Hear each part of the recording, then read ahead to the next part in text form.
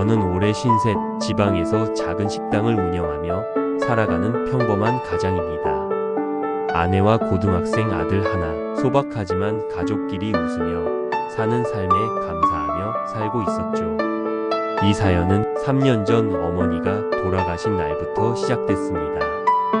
어머니는 그의 84 오랜 지병 끝에 요양병원에서 숨을 거두셨습니다. 마지막 몇 년간은 거동도 불편했고 말씀도 제대로 하지 못하셨어요. 당연히 병간호는 서울 근교에 사는 막내 동생이 맡았습니다. 저는 지방에 살다 보니 자주 찾아뵙지 못한 게 늘 죄송했죠. 그래서 저는 동생에게 고마운 마음뿐이었습니다. 장례는 조촐하게 가족장으로 치렀습니다. 저는 장남이다 보니 조문객 맞이하랴, 제사 준비하랴 정신이 없었고 아내는 조문 음식 챙기느라 고생을 많이 했습니다. 동생은 장례식 내내 침착해 보였습니다. 오히려 모든 걸 자기 손으로 정리하려는 듯 보였죠. 그때까지만 해도 저는 그게 막내의 책임감이라 여겼습니다. 그런데 발인 하루 뒤 동생이 조용히 저를 불렀습니다. 형, 엄마 유산 문제는 정리됐어. 정리됐다고? 뭘 정리했다는 거야? 형 몫은 없어. 엄마가 생전에 다 정리하신 거래. 유언장은 없고 다 구두로 정리했다더라. 그 말을 들은 순간 머릿속이 하얘졌습니다. 아니, 엄마가 예금도 있었고 집도 엄연히 당신 명의였는데 그걸 다 정리했다는 게 무슨 말이야? 형, 너무 예민하게 굴지 마. 엄마가 나랑 살았고 돌봐준 사람한테 남긴 거야. 이상했습니다. 어머니는 살아생전 제게 분명히 말씀하셨습니다.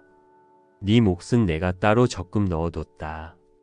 집은 반반 나누라고 해뒀다. 제가 식당 일이 힘들다 하자. 너무 걱정하지 마라.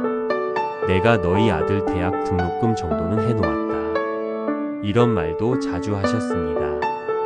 그런 어머니가 단 한 푼도 저에게 남기지 않았다고? 며칠 후 아내와 차 안에서 그 이야기를 꺼냈습니다. 아내는 잠시 침묵하더니 조심스럽게 말하더군요. 당신 엄마 돌아가시기 며칠 전에 당신 이름을 계속 부르셨대. 정말이야? 응, 간호사한테도 그랬고 나도 한번 병문안 갔을 때 들었어.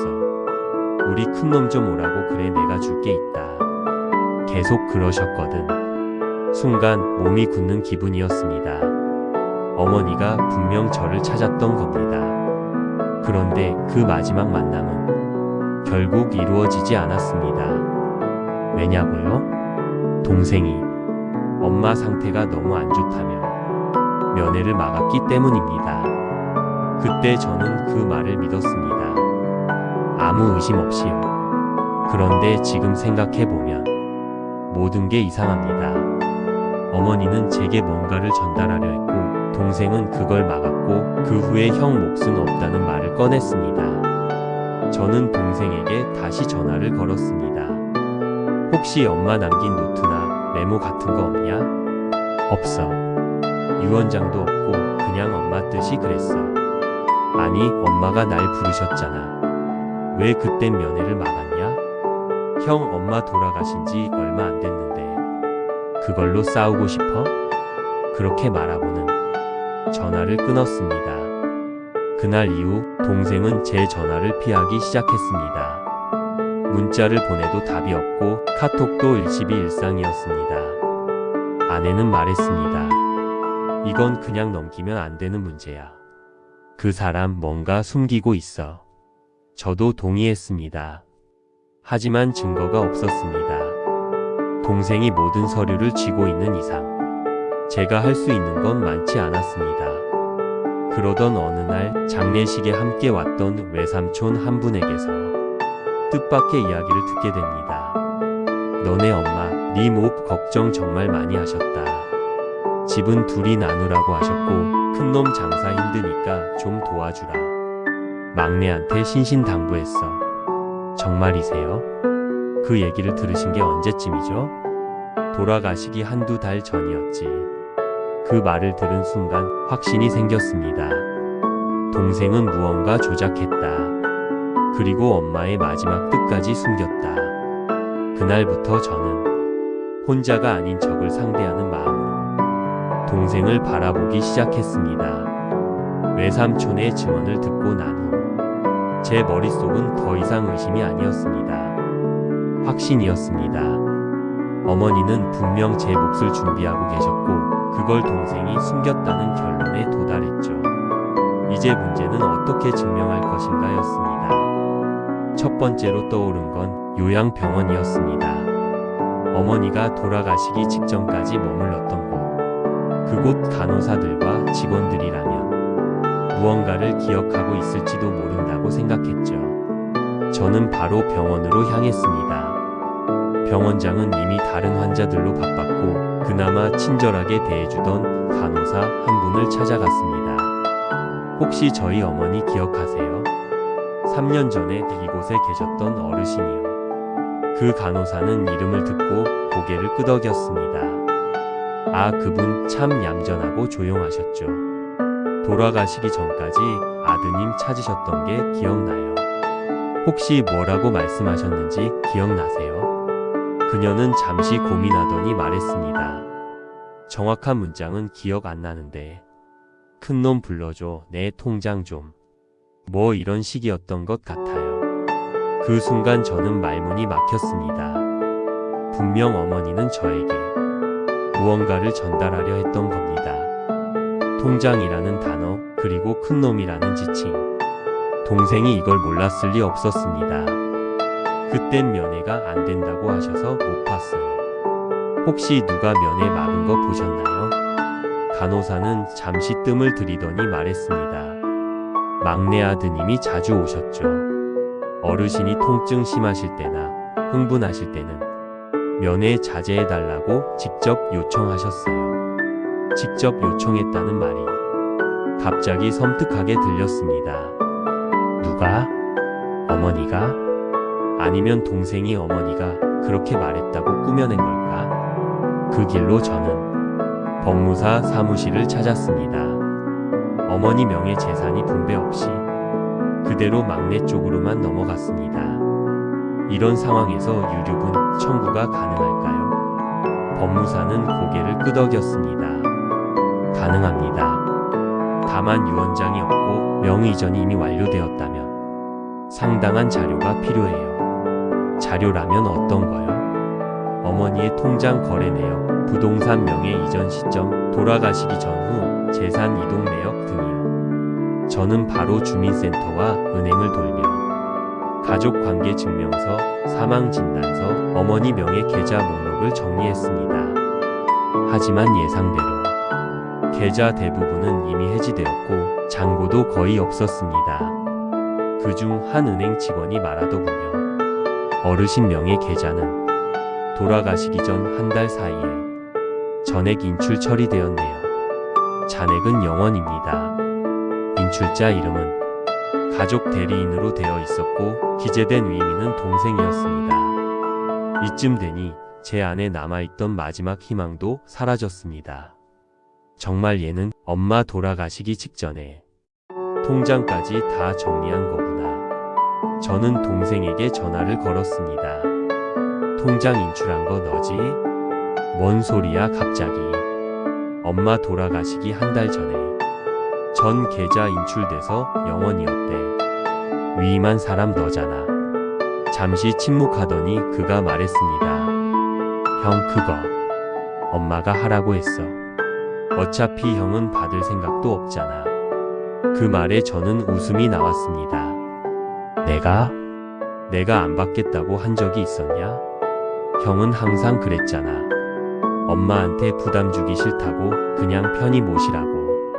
그래서 너 혼자 꿀꺽한 거야? 꿀꺽이 아니라 난 그냥 정리한 거야. 그 순간 핸드폰을 던져버리고 싶었습니다. 자기가 좋은 사람인 척, 마치 정당한 상속자인 척 돌본 사람이 가져가는 게 맞다는 식의 그 위선적인 태도에 치가 떨렸습니다. 며칠 뒤 아버지 묘소가 있는 선산에서 우연히 만난 큰 고모가 말했습니다. 네 엄마 생전에 분명 집은 형제가 반반 나눠 갖게 해놨다더니 그 말도 안 지킨 거냐? 고모도 그렇게 들으셨어요. 당연하지. 막내한테 맡겨뒀다던데 너한테는 전혀 안 간 거야? 그제야 저는 이 싸움이 단순한 재산 문제가 아니라 가족의 신뢰가 무너진 싸움이라는 걸 깨달았습니다.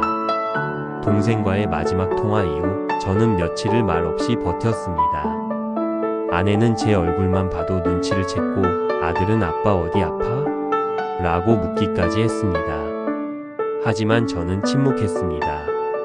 왜냐하면 이건 이제 가족 싸움이 아니라 법의 문제가 되어가고 있었기 때문입니다. 동생이 말했던 엄마가 다 정리하셨다는 말, 그리고 형 몫은 없다는 그 말, 그 말의 실체를 밝히기 위해 저는 어머니가 생전에 자주 거래하셨던 법무사를 찾아갔습니다. 그곳은 어머니가 돌아가시기 2년 전까지 부동산 등기를 맡기셨던 곳이기도 했고 몇 번 어머니를 직접 모시고 방문했던 기억이 있었거든요. 법무사 사무실에서 오래된 기록을 찾던 중 직원이 조심스럽게 한 문서를 꺼내왔습니다. 이게 어르신께서 돌아가시기 1년 6개월 전에 남기신 위임장입니다. 위임장이요? 유언장이 아니라? 네, 유언장은 저희 쪽에 작성된 게 없습니다. 이건 단순한 재산관리 위임 문서고요. 위임장엔 어머니의 도장과 사인이 있었고 위임 대상자는 저와 동생 양쪽 모두로 되어 있었습니다. 그게 말해주는 건 단 하나. 어머니는 형제 간의 공평한 분배를 생각하고 있었다는 점. 동생이 말했던 엄마가 나한테만 남겼다는 주장은 근거 없는 자기 주장이었던 겁니다. 저는 이 자료를 복사해 갖고 나왔습니다. 그 길로 다시 은행을 찾았습니다. 이번엔 통장을 만든 지점이 아니라 모 계좌에 대해 상속 관련 조회를 신청했죠. 며칠 후 결과가 나왔습니다. 가장 눈에 띈 건 사망 직전 인출 내역에 찍힌 수상한 이체였습니다. 사망 4일 전 3천만 원 인출, 사망 2일 전 부동산 계약금 5천만 원 이체, 사망 전날 본인 명의 전세 보증금 해지, 도합 1억 원 가까운 금액이 3일 사이에 동생 명의 계좌로 흘러들어간 기록이었습니다. 저는 그 기록을 들고 아내에게 보여줬습니다. 이게 말이 돼? 돌아가시기 이틀 전에 부동산 계약을 했다면 그 현장에 엄마가 갔다는 거잖아. 그 몸으로? 아내는 조용히 고개를 저었습니다. 못 가셨어. 그때 병원에서 의식도 없으셨잖아. 그럼 이건 내 동생이 대신했다는 말밖에 안 되지? 이쯤 되니 저는 더는 말로 해결할 문제가 아님을 알았습니다. 결국 가짜 유언장이 등장한 시점을 파악하는 게 핵심이었습니다. 저는 가족이 사용하던 공동 PC에 남아있는 파일들을 정리하던 중 엄마 위임 정리 최종 HWP라는 파일을 발견했습니다. 최종 수정일은 어머니 사망 3일 전, 작성자는 제 동생이었습니다. 파일을 열어보니 이름만 위임 정리였지 실상은 유언장처럼 구성된 문서였고 내용엔 막내 아들에게 모든 재산을 위임한다는 말이 3번이나 반복돼 있었습니다. 문서 하단엔 어머니 서명이 복붙된 흔적이 보였고 폰트는 일반 문서보다 현저히 크고 굵게 설정돼 있었습니다. 저는 이 파일을 복사해 USB에 담았습니다. 그리고 그날 밤 동생에게 전화를 걸었습니다. 너랑 한번 만나자. 피하지 말고. 형, 또 뭐 때문에 그러는데? 그 위임 정리 파일 너 컴퓨터에서 작성했지? 잠시 침묵이 흘렀고 그가 말했습니다. 그거 그냥 정리용이야. 법적 효력 없어. 근데 그걸 엄마 사인처럼 꾸며서 부동산 계약에 썼더라. 말해봐. 엄마 돌아가시기 전에 부동산 계약서에 사인한 사람 정말 엄마였어? 그는 아무 말도 하지 않았습니다. 그 침묵은 사실상 자백이었습니다. 가족이라는 이유로 한 사람을 믿었던 시간들, 그 시간들이 한순간에 무너져 내렸습니다. 며칠 후 저는 법무사와 상의해 민사소송을 준비했습니다. 유류분 반환 청구 소송. 적어도 내 몸, 그리고 어머니가 분명히 남기고자 했던 유산을 찾아오기 위해서였습니다. 그 소식을 들은 동생은 연락도 없이 집으로 찾아왔습니다. 문 앞에서 고개를 떨군 채 작게 중얼거리더군요. 형, 우리 이렇게까지 해야 돼? 저는 말했습니다. 그렇게까지 한 건 나 아니고 너야. 동생과 마지막으로 마주한 날 그의 눈빛은 두려움도 있었지만 그보다 더 강한 건 자기 연민이었습니다. 형, 엄마는 내 손으로 모셨잖아. 그렇게까지 한 내가 그 정도는 받아도 되는 거 아냐? 그 말에 저는 말없이 그를 바라보다 짧게 대답했습니다. 엄마가 널 보살피라 했지 속이라고 한 적은 없다. 그리고는 문을 닫았습니다. 그게 우리가 마지막으로 얼굴을 마주한 날이었습니다. 그 후로 몇 달이 지나 소송은 본격적으로 시작됐습니다. 법원은 제가 제출한 자료들, 통장 거래 내역, 위임장, 사본, 위조된 문서의 디지털 기록, 그리고 병원 간호사의 증언까지 받아들였습니다. 동생 측은 초반엔 정당한 상속을 주장했지만 파일 위조 흔적과 병상 기록이 명백히 충돌하면서 상황은 급격히 기울었죠. 결국 재판부는 유류분 반환을 인정했습니다. 판결 요지는 이랬습니다. 망인은 생전 장남에게도 재산을 일부 분배하고자 했던 정황이 있으며 그에 따른 준비가 있었음에도 상속 전 과정이 특정인에게 유리하게 조작된 정황이 명확하다. 따라서 원고는 상속 재산 중 일정 비율의 유류분을 반환받을 권리가 있음이 인정된다. 동생은 항소하지 않았습니다. 변호사를 통해 더 이상 끌고 가기 싫다는 말을 전해왔고 법적 분쟁은 그렇게 막을 내렸습니다. 제가 받은 건 어머니 명의였던 집의 일부 권리와 동생이 몰래 인출했던 예금의 40%가량이었습니다. 돈으로만 따지면 아주 큰 금액은 아니었습니다. 하지만 그 돈을 손에 쥐는 순간 기쁨보다는 텅 빈 허무감이 먼저 밀려왔습니다. 어머니가 살아계셨다면 이런 꼴 보고 싶지 않으셨을 텐데 소문은 동네에 순식간에 퍼졌습니다. 시내 형제가 유산 가지고 법정까지 갔대. 동생이 위조까지 했다며? 형이 조용하던데 동생이 잘못한 거 아니야? 처음엔 그런 말들이 귀에 거슬렸습니다. 우리가 무슨 재벌가도 아니고 싶었죠. 하지만 어느 순간부터 그 말조차 아무렇지도 않게 들리더군요. 동생은 그 일 이후 회사에서 자리도 잃고 주변 사람들과도 거리를 두며 살고 있다고 들었습니다. 어머니가 남긴 집은 이미 제목과 분리되었기에 팔 수도 없었고 그는 거기서 혼자 살고 있다더군요. 가끔 그 집 앞을 지나칠 때면 불 꺼진 창문을 보며 저도 모르게 숨을 한번 크게 내쉽니다. 아내는 그런 저를 보며 말했습니다. 당신 잘했어. 끝까지 참았고 말없이 움직였고 아이들 앞에서 얼굴 붉히지 않았잖아. 저는 그 말에 처음으로 마음속 웅어리가 조금은 풀리는 느낌이 들었습니다. 어머니의 유산이 남긴 건 돈이 아니었습니다. 무너진 신뢰, 상처난 관계, 그리고 씁쓸한 교훈. 사람들은 말합니다. 돈 앞에선 가족도 없다고. 처음엔 그 말이 너무 잔인하게 느껴졌습니다. 하지만 지금은 그게 꼭 틀린 말만은 아니라고 생각합니다. 동생을 증오하냐고요? 솔직히 말하면 예전만큼은 아닙니다. 지금 그는 자신이 만든 늪에서 조용히 무너져가는 중일 테니까요.